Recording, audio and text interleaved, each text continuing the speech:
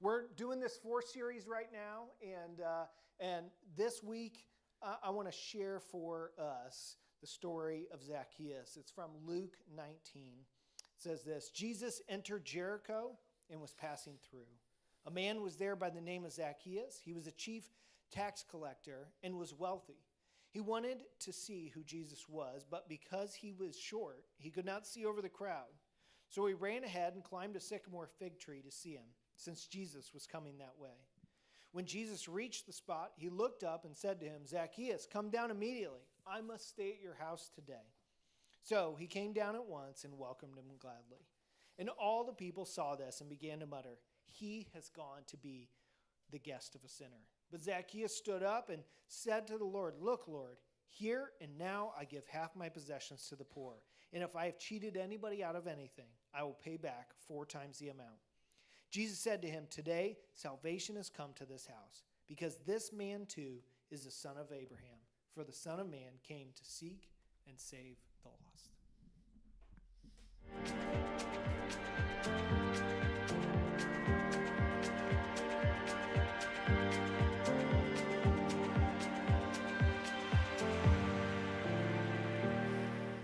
Well, welcome, guys. My name's Calvin. I'm one of the pastors here at Beacon Church, and we are in our annual 4 series. What we realized is people think they know what the church is against, and that's what you get known for. And we just decided, you know what, we want people to know what we're for.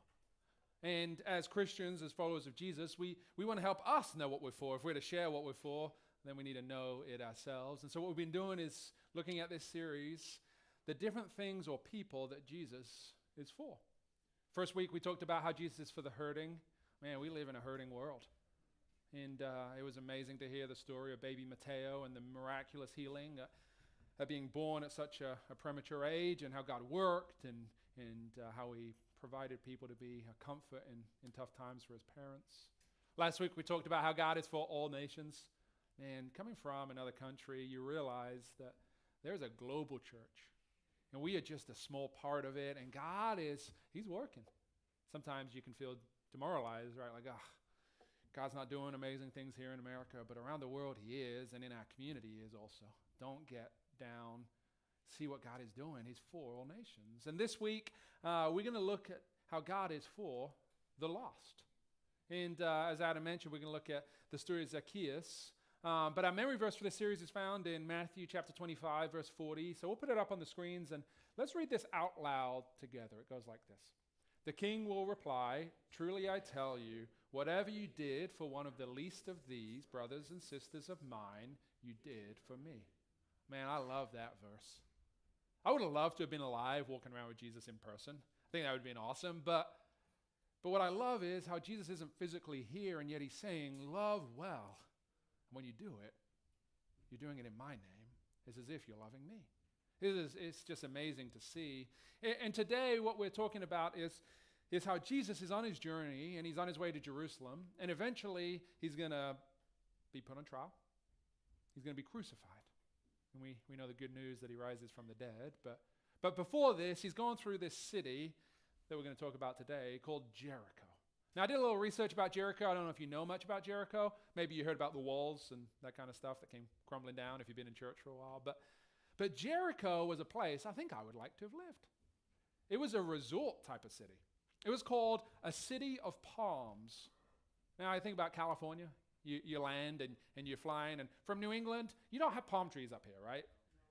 But you fly into California, you're like, it's just something that I don't know how you feel about California, forget that. But the weather and the palm trees, and you land, and you're like, feels pretty nice. What about Hawaii? You've been to Hawaii? Been once, and you get there, and you're like, this is nice. This city, Jericho, it was a place that people would want to relocate to. People would want to move there. It was filled with wealthy people. It was located in a place where there was these routes for like goods and services to travel through. It was filled with people who had well-renowned, famous people, if you will. And the thing about Jericho is it was a place where people wanted to be. And this is the place that Jesus is walking through. He's on his journey. And the thing about back then is Jesus was literally walking. And as you're walking, people see you. If you're in a car, you got your tinted windows. You ever seen a famous person driving a car? It's always tinted windows. They don't want you to see them. They want to sneak by. Well, Jesus, he's walking through, and he enters this city, and people wanted to see him. Now, I don't know why. Maybe it's because they wanted to see miracles. Maybe a miracle would happen. If they brought their kid, maybe their kid had been born sick. And they've been sick for the last 6, 10, I don't know. Maybe someone who had an illness, they wanted to see Jesus, and they'd heard that if they get close enough, Jesus might touch them. They might be healed. Maybe they're just curious. What's everyone talking about? I want to see it with my own eyes. Recently, my wife woke me up very early for a special occasion. Well, at least she thought it was. The King of England was coronated. Now, I'm the one from England, and I was happy to sleep in. But my wife wanted to see it. It was a memorable event. And as I'm reading this story, it kind of took me back to that moment we were watching it. This abbey of all these invited guests going to see the king crowned. These famous people, these wealthy people, people who had connections, they're invited to see it, and they saw this special moment, and then afterwards the king would leave in his old ornate carriage and go through the streets, and they were lined with people. And I was thinking about this. People just wanted to see the king. They just wanted to be a part of a momentous occasion. It reminded me a little bit of this story of how people would go to see Jesus. They just want to get a glimpse. They want to see him. Now, maybe you're like, well, I don't know about this coronation stuff. There are some Americans that flew over there just for that with the T-shirts that's like, we love England, that kind of stuff. Maybe you're not the crazy people like that. But I think the more modern day version of this is a little bit like the stadium tours. The famous people. I heard Taylor Swift came to New England recently. And the Swifties were out in force, and I think that's what they call the fans. But people would pay an inordinate amount of money to go see her because they just want to get a glimpse. They want to be a part of it. It's famous, it's amazing, and they get to experience it, and all different reasons. But I also heard there was another subset of people that couldn't get tickets. And these people, what they did was, without a ticket, they went to the stadium, they stood out front, and they craned their necks, and apparently there was one spot where if you craned your neck, you could see in the stadium and watch the show. I was like, you're crazy. But they wanted to see her. They wanted so badly to see Taylor Swift, and they couldn't get tickets. Now for me, if I'm going to go to a show, I don't want to be in the stand-in section. I want to sit, I want to be comfortable, and I probably wouldn't spend the hundreds and hundreds of dollars to go see Taylor Swift, but maybe you would. People wanted to see Jesus. And this guy in our story today, he was a big part, well, I guess I shouldn't say big, he was actually a small guy. He was a short man, but he was a big part of this story, Zacchaeus, and he wanted to see Jesus, but he didn't realize that Jesus also wanted to see him. I don't know if you've been at a show, and you see sometimes people get called up from the audience. It's one thing to see the person you're going to see perform, but if they see you, and you get called up on stage, you see these videos, and they start singing with their artists, their idol in essence, that they've been loving and worshiping, and it's an amazing experience for them, but that doesn't happen very often. But this is the beauty that we'll see today, is you can see Jesus, but you can also be seen by Jesus. It's a whole nother level of meaning for Jesus to see you. I don't know why you came today. Maybe you're just curious about church. Maybe you've heard that if you go to church, there might be some answers to some of the issues that you've been experiencing. Or maybe you're just following the crowd and you're invited and it's holiday weekend and you're with your grandparents, so you showed up. I don't know. But Jesus wants to see you. He wants you to see him. And so in the story we see in verse 1, it says, Jesus entered Jericho and was passing through. A man was there by the name of Zacchaeus, and he was a chief tax collector and was wealthy. Now, we can't fully understand the gravity of this story unless we understand the gravity of who Zacchaeus was. First, we see that he was the chief tax collector. Now, what does that mean? Well, he was like the ultimate IRS agent. And if the ultimate IRS agent walks into your area, that your surrounding area, it's not really the person that you want to start asking questions about your life. Zacchaeus was the chief tax collector, and what would happen is the Romans would come in and they would conquer a nation, and they would find local people a part of that nation, to be things like tax collectors. And what they would do is they'd say, okay, you're going to go around your people, take the money that they have to pay in taxes to the government, and if you want to take a little bit for yourself, go right ahead. And so, imagine this. Zacchaeus was working for the oppressors of his people. That's betrayal right there, right? And not only that, but he was doing it for the Romans, and then he was extorting his own people, so he was getting rich while he was stealing from them. You ever been friends with a thief? It's kind of a weird question, right? You don't invite a thief to your house and be like, hey, I got a brand new TV. You want to come watch? It's not usually what you do, right? Zacchaeus was hated. You can imagine people that he wasn't able to come to the synagogue. They didn't want to invite him over to their house for dinner. They didn't want to go to his house. He wasn't able to connect with people. He was isolated. He'd made his decisions, and ultimately he was pushed to the side because of what he's done. Now maybe today you feel a little bit like that. You resonate. You feel pushed to the side. You made some decisions in life, and you regret it, but you feel like, I don't deserve to be pushed to the side. Really? I want to be accepted. He must have been isolated and lonely. And ironically, Zacchaeus, his parents had set him up for such a great life. Because his name, what it was translated to, Zacchaeus, means righteous or pure. Now, isn't that ironic? How his parents were like, all right, we're going to take you to him to the temple. We're going to name him righteous or pure, Zacchaeus. And he's going to live a great life. And then he becomes a person who lives an unrighteous and impure life. Maybe you're sitting here thinking, well, that's my kids right there. I set them up. Tried so hard, gave them everything they could ever want, and look at them. Well, I hope today, through this story, you can be encouraged to not give up. Because we have a Savior that's for the lost. And this is Zacchaeus' story today, and I don't know why he wanted to see Jesus, but verse 3 says he wanted to see Jesus. He wanted to see who Jesus was. But because he was short, he could not see over the crowd. So he ran ahead and climbed a tree, sycamore fig tree, to see him, since Jesus was coming that way. Now, culturally speaking, men didn't run or climb trees, especially wealthy or well-renowned ones. I don't know last time you climbed a tree. It's been a little while for me. But culturally, they didn't do that.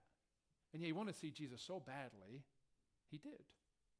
Now, he had some things going on, and he had a couple of problems. The first and foremost being he was short. Now, I don't know about you, but I don't struggle with that same problem. I'm of a certain height. My wife, she's not here today, but she might be watching online, but she's a little shorter than I am. And I don't know why, but we have some important things like the olive oil on the top shelf in the cupboard. Like you would think by now we would have worked out, let's put it on the bottom shelf so that she can get it when she cooks. But what happens is she gets the chair out, she stands on the chair, she grabs it from the top shelf like every other lady who is of a certain height, and that's what she does. But if I'm in the room, I'm a good husband. I say, babe, I'll get it for you. And I just reach up and get it for her. Oh, isn't that amazing? Aren't I such a good husband? Just kidding, obviously. But I do that, but Zacchaeus was short. Now, I don't know if that's what I want. If I was in the Bible, that would be the thing I would want to be explained about me. But it was important because it meant that Zacchaeus had some obstacles to do what he needed to do to see Jesus.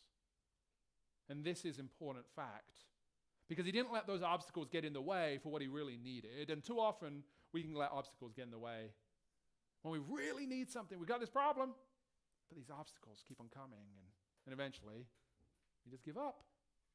Zacchaeus didn't let it. He climbed this sycamore tree and he wanted to see Jesus. Why? Well, maybe he's just unhappy. Maybe he felt guilty. And finally he was like, all right, I got all this guilt. I made these decisions and one thing led to another and I find myself here and I don't know how to get out of it. And he wanted Jesus' help. Maybe he's just curious. But we see in verse 5, it says, when Jesus reached the spot, he looked up. He thought he was going to see Jesus. And Jesus looked up and saw him. And he said to him, Zacchaeus, come down immediately. I must stay at your house today. So he came down at once and welcomed him gladly. Imagine this. You see Jesus going through this crowd. Rich people, famous people, and then the weird little guy sitting up in a tree is the one Jesus says, come on, let's go. Jesus, he's a sinner. How could you? We got some good guys, the rabbis in town. You want to come meet the rabbi? You want to come meet the people who are at synagogue teaching, the people that are living the good, the righteous life? And Jesus is like, well, I do want to meet those, but right now I got something more important that I'm being called to do. And he sees Zacchaeus. This is one of the most amazing things for each of us today, is that no matter who you are, what you've done, or what's been done to you, no matter where life has taken you today, Jesus is for the lost. You don't have to be the most renowned, the wealthiest, the quote-unquote most religious person in the room for Jesus to see you. Oh, how amazing. Because Jesus' mission in verse 10 goes on to say, for the Son of Man came to seek and to save the lost. If Jesus considered public opinion, he wouldn't have even looked at Zacchaeus. He'd just moved on. Maybe Peter and John would have been like, all right, Jesus, let's edge you along like good bodyguards and keep him away from the bad people. I don't know. But Jesus stopped, looked up, and acknowledged Zacchaeus. Imagine the emotions that Zacchaeus must have been going through. Isolated. The guy that all the religious guys came to see saw him. Must be amazing. Charles Spurgeon puts it this way about Jesus' mission for the lost. He says, it was a mission of pure mercy and indescribable love. Our Lord Jesus Christ did not come into the world to seek his own honor, but to seek and save the lost. Christ's eye looks in the opposite direction to ours. We usually look for some goodness on the part of men before we help them. But he looks to their sin and degradation and necessity. He is kind to the unthankful and the evil. He justifies those who are not in themselves just. While we were dead in trespasses and sins, in due time Christ died for the ungodly. Grace, pure grace, abounds in him and is blessedly manifested in his mission of saving the lost. Best news you could ever hear, the best news of the gospel is this: Jesus is for the lost. And I want to share with you a story of one of my friends, Lou. Let's check this video out. I'm Lou. I'm originally from Long Island, New York, and now I live in Manchester with my wife, Lauren. I'm a plumber and HVAC tech, and I've been coming to Beacon Church since we started 2 years ago.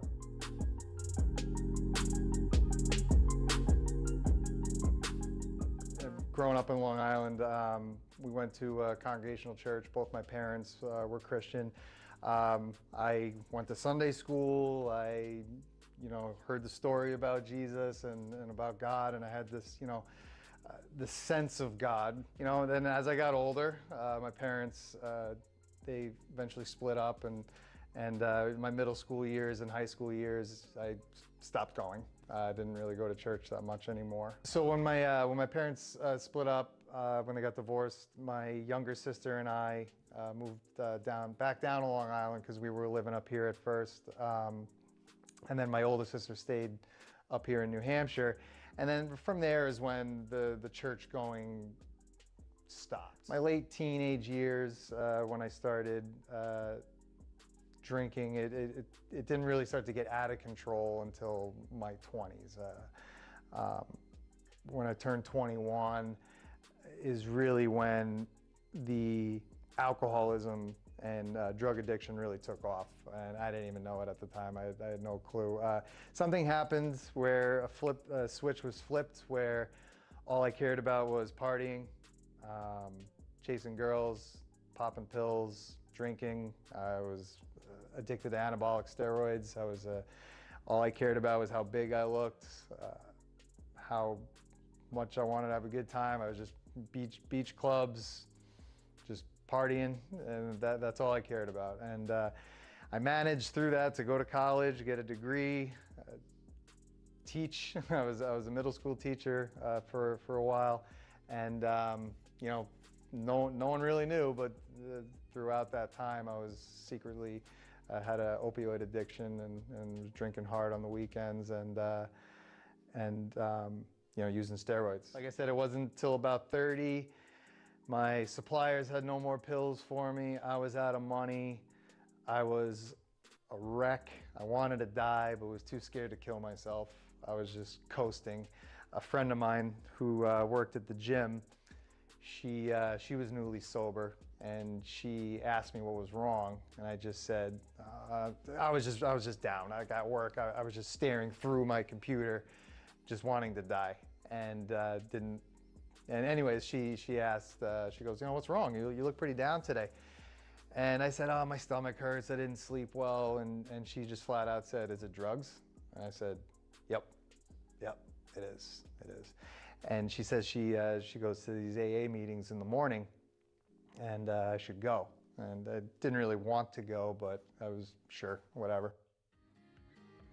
I didn't get sober right away. So after my first meeting, I didn't get it right away. I didn't get sober. It took me 4 years to get about a year.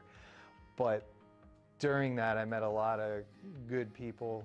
So it was really through recovery and the people that I met was where the seed was really planted as far as having a relationship with God. I was introduced to, not for the first time, but a lot of these men really helped introduce me to a new relationship with God. That's really kind of where it turned, where it's really when I got to see where I stand next to a holy God, right? That kind of got serious for me.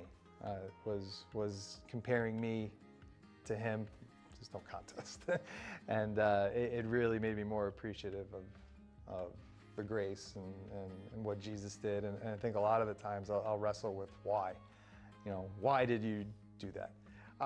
But I really am glad that God is for the lost. He was with me. I'm really grateful that he was with me through those dark times, and that he found me, or I found him, because without him, I wouldn't be where I'm at right now.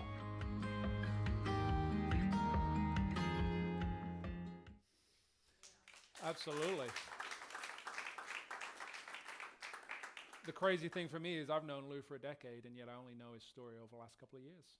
There are so many people who we connect with on a daily basis that are hurting. And as Christians, we're all at some degree hurting, but we are going through the process of healing too, because we know that there's a better way that leads to life. And this is where we need to share our stories. We need to ask people to really invite people to see Jesus, because when they're seen by Jesus, they realize that you can't be too far gone to come back to Jesus. There's power in stories, but there's much more power in the testimony of those that have seen Jesus and been seen by him. I don't know why you're here today, but at some level, I think we're all curious.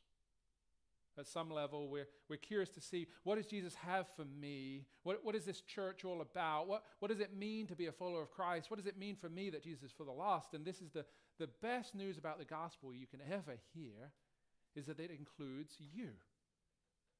That Jesus died on the cross, he rose from the dead so that you could be forgiven, so that you could be seen by Jesus, so that you could have your effectual day of answering the call when he's looking up at the tree, metaphorically, you don't have to climb an actual tree, but when he's looking up the tree saying, come on down, I see you. That could be today for you. You could be forgiven. I love in this story that Lou shares is there was people in his life that looked at him and said, you need help. But the thing with needing help is you've got to be willing to accept it and admit you have something that's wrong. Don't know about you, but I don't like to admit when I'm wrong. That's what we need. Curiosity is what brought Zacchaeus to see Jesus, but something always happens when you see Jesus. Because seeing Jesus always leads you to a point of decision. You don't see Jesus and you don't see what he's about, the gospel message, and you don't hear this way leads to life and this way leads to death, and you're not like, well, thanks for that, I'll think about it. No, you either choose life or death. Maybe you're not actively wanting to choose death, but if you're not choosing life, you're choosing to go down that broad way. And in this moment, Zacchaeus was finally seen, and he immediately got down. When I was first dating my wife, Tara, we went on a first date, and I had to go pick her up. She lived with her dad. I lived in Manchester. She lived in a town called Plaistow, New Hampshire. And I'd never been to Plaistow, I'd never been to her house. It was first date. And so I get in my car, and I put my phone on the holder, and I go to type in the address, and because that's the generation I grew up in. And my phone died. Now, I couldn't remember her address, and I'd never been there before, and I had 20 minutes to get there. Yeah, poor planning on my part. I know, but get over it. No judgment. And I didn't know what to do. It was a first date. So I'm sitting there, and I'm thinking, wow, what should I do? And then I remembered it's in Plaistow. So I just thought, I'll drive to Plaistow. Now, I don't know what I thought I would do when I got there.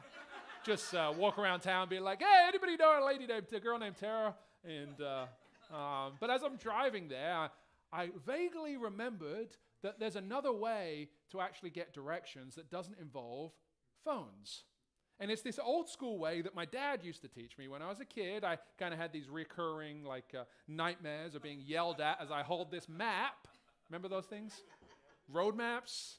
And I remembered there's certain places that sell them. And so I stopped at a gas station.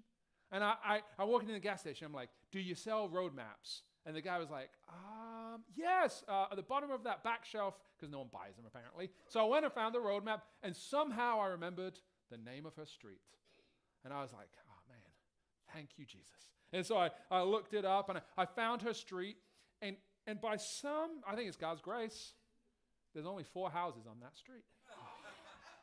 25% chance of being right, and 100% chance of someone knowing which house it is. And so I finally got there. And I don't know if you've been lost. There's a moment when you get lost and you really don't know what to do. And you're like, what am I supposed to do next? And maybe for you it's physically, you recurringly getting lost when you're in the car. I don't know. You should probably figure that out. But more often than not, in life, you can just feel lost.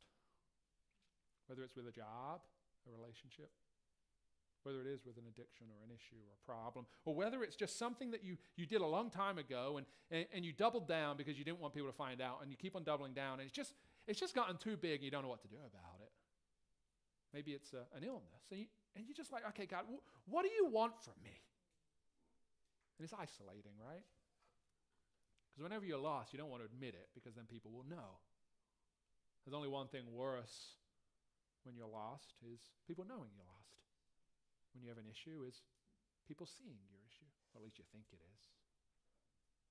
But in this moment, when Zacchaeus was seen by Jesus, he had a decision to make. Almost like a fork in the road, right? You either go this way and get down immediately and follow Jesus, or you decide, I'm going to figure this out on my own.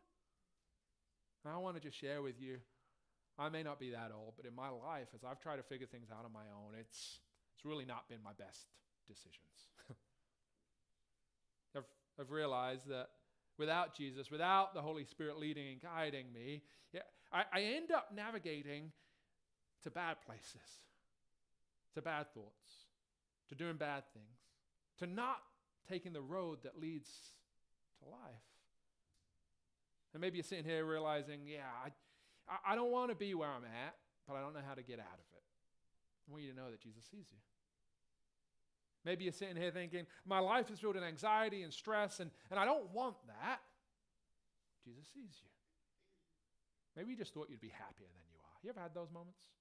Just thought I would enjoy life more. Jesus sees you. You're not alone.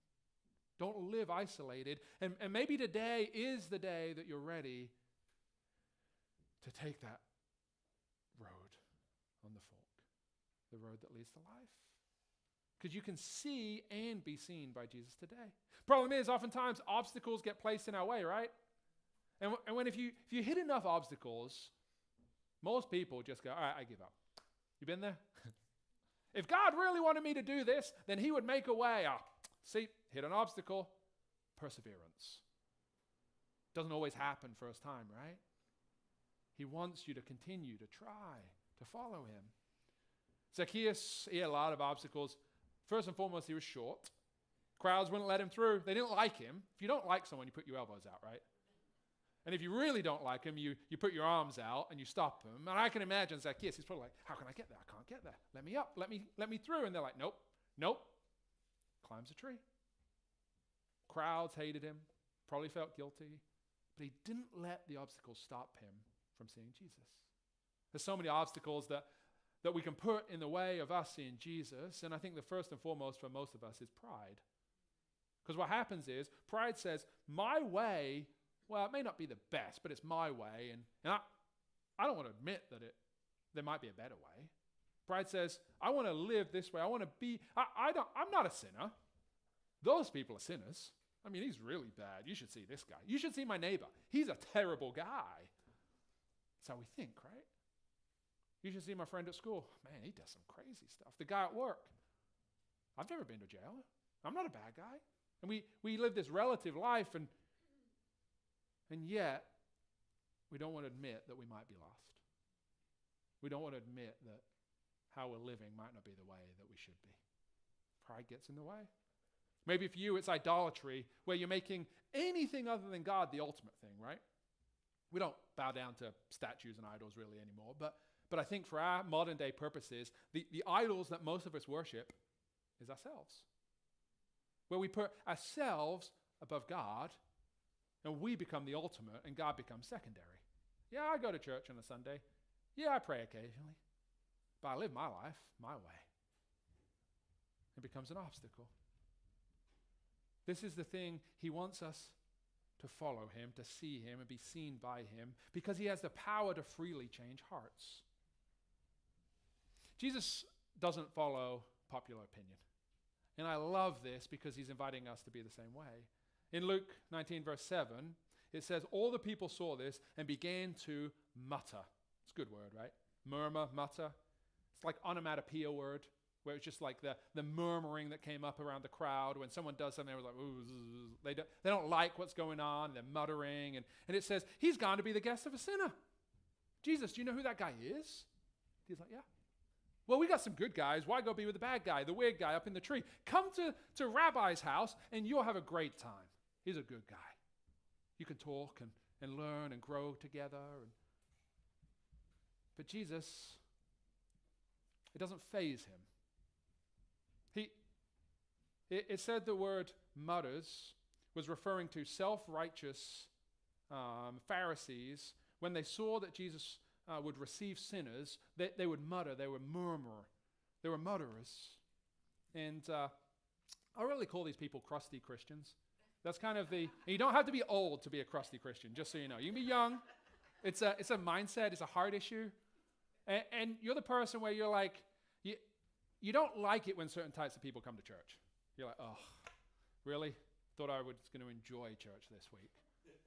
You're the type of people that you kind of have your own way of doing things, and if someone changes it, you're like, okay, that's not right. And it doesn't mean that you're not a Christian, but it does mean that you're not being for the things that Jesus is for. And so we can ultimately have salvation, but not be following Jesus the way we're called to. And this happens when we start muttering and murmuring about certain types of people, about individuals. You a mutterer? In my day, these young kids. Jesus doesn't want us to do that. He is for the lost. He is seeking and saving the lost. Imagine the emotions and comfort that Zacchaeus must have felt. Isolated, lonely, had to climb a tree to even be included. And Jesus sees him. Finally, somebody had seen him. The person who everybody else went to go see sees me. That's each of us today. He sees you. No matter where your life has taken you, he sees you. Everyone else might have written you off, but Jesus hasn't. I don't know if this is kind of in your mind, a last place saloon, whatever the phrase is, and you're feeling lonely, isolated, and dejected. He sees you. And he says, come as you are. He says, immediately come down. I'm going to your house. He didn't have any time to go clean his house. Some of you guys are like, no way. Jesus, give me at least 45 minutes to get home and clean. He's coming. We don't have to prepare ourselves before we can meet Jesus. We think we do, though. Oh, let me get some stuff together before I have Jesus. I need to be a better person, and then Jesus will love me. No. Jesus sees you and he says, I love you. There's a better way that leads to life. Follow me. And out of that, your life will change. Our stature is, we may not be physically, well, maybe you're short, maybe you're tall, it doesn't matter, but we are little in spirit. And Romans 3:23 says this, for all have sinned and fall short of God's glory. And our need is such that no amount of wealth, status, anything we have to offer is able to overcome this. Revelation 3:17 says, you say, I am rich, I've acquired wealth and do not need a thing, but you do not realize that you are wretched, pitiful, poor, blind, and naked. Isn't that a great way to be described this Sunday? But Jesus sees you. Zacchaeus thought he was looking for Jesus, but Jesus was looking for him. Today was the day for his effectual call to say, come down from this tree. You are called to follow me. And Zacchaeus immediately came down. Here I am. Stop telling yourself, I got to be holy, got to be worthy before I can meet Jesus. And just come and meet him. You can be seen, you can see and be seen by Jesus today. Spiritual beginnings often start small, so don't downplay the small spiritual beginnings that are happening in the people you want to meet Jesus. Oh yeah, they'll never be saved. It starts small. Don't squash it, fan the flame. How was God preparing Zacchaeus for this moment? Well, maybe he was friends with Matthew, the other tax collector. Maybe he'd heard Matthew's story. Maybe he even went and ate at Matthew's house, or he'd heard from Matthew, hey, there's this guy Jesus, you need to meet him. I don't know, but we get to sow seeds. Stay hopeful. Pray for those that don't know Jesus, the ones you love, and don't put out the flame. Fan it. In verse 8 it says, Zacchaeus stood up and said to the Lord, look, Lord, here and now I give half of my possessions to the poor, and if I've cheated anybody out of anything, I'll pay back 4 times the amount. We see here that Jesus is for the lost. We see here that seeing Jesus always leads to a decision point, and Jesus has the power to change hearts. But lastly, this is so amazing, that conversion, when you meet Jesus, it always leads to life change. Something changes in you. And here we can see that Zacchaeus, he's looking at this and said, oh man, I've made a lot of mistakes. I want to rectify them. And in Jewish law, there was a minimum of how much he had to repay his people. But he didn't hit the minimum, he hit the maximum. And I love that. He hit 4 times. He restored the money, and he offered the highest payment required in law. Because he was willing to do that because Jesus changed him. He'd seen him. And in this moment, what I see is amazing is the tense that was used was the present tense. He didn't say, yeah, I'll repay them, and later on down the road, he did it. He immediately went to the bank or wherever he kept his money and repaid them. We can get so sidetracked, right? Oh, yes, Jesus, thank you so much for changing me. Well, I got a few things to do before I start to live a life that's generous for you. Yeah, thank you for your grace, for your mercy. I'll start to love some people soon. I gotta do a few things.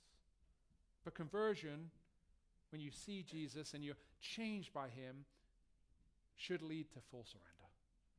We don't live a life really that epitomizes surrender usually. It's not like in our Western world we say, hey, as you're playing sports, go surrender. As you're living your life, just say, today's going to be a great day for me to surrender.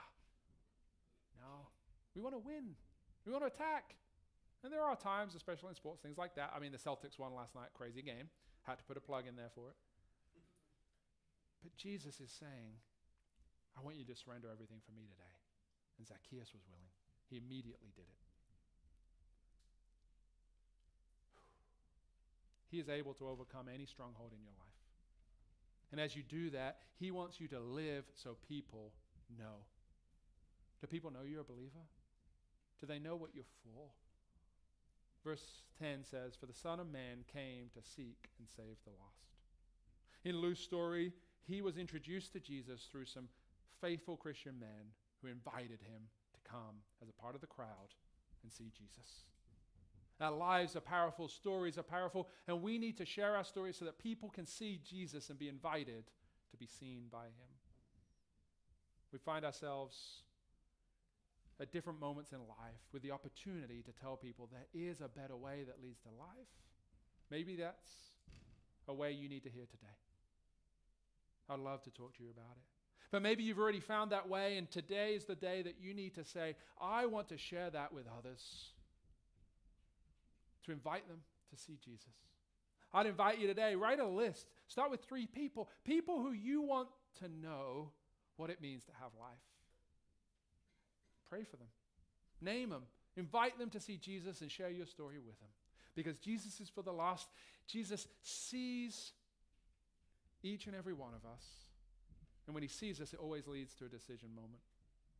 And he can change our hearts. But he also wants us to change our lives. You can be seen by Jesus today. How amazing. Let's pray. God, you are so good. God, we thank you for each and everything that you've blessed us with in our lives. We ask, Lord, that you would use us to further your kingdom in this place. And we pray us in your name. Amen.